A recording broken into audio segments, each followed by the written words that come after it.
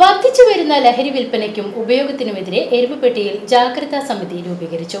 എരുമപ്പെട്ടി ഫൊറോന പള്ളി വികാരി ഫാദർ ജോഷി ആളൂരിന്റെ അധ്യക്ഷതയിലാണ് യോഗം ചേർന്നത്.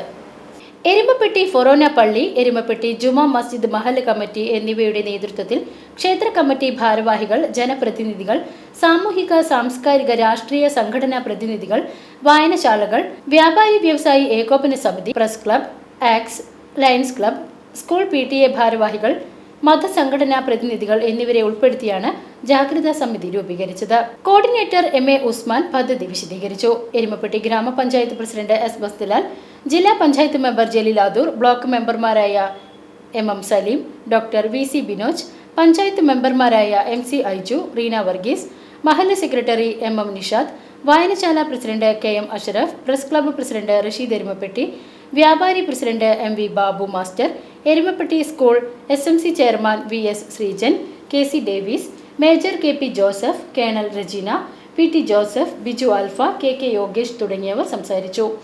ജാഗ്രതാ സമിതി ചെയർമാനായി ഫാദർ ജോഷി ആളൂർ, വൈസ് ചെയർമാനായി KA ഫരീദ് അലി, കൺവീനറായി MV ബാബു മാസ്റ്റർ, ജോയിന്റ് കൺവീനറായി MA ഉസ്മാൻ, ട്രഷററായി റഷീദ് എരുമപ്പെട്ടി എന്നിവരെ തെരഞ്ഞെടുത്തു. News bureau, Erumapetty.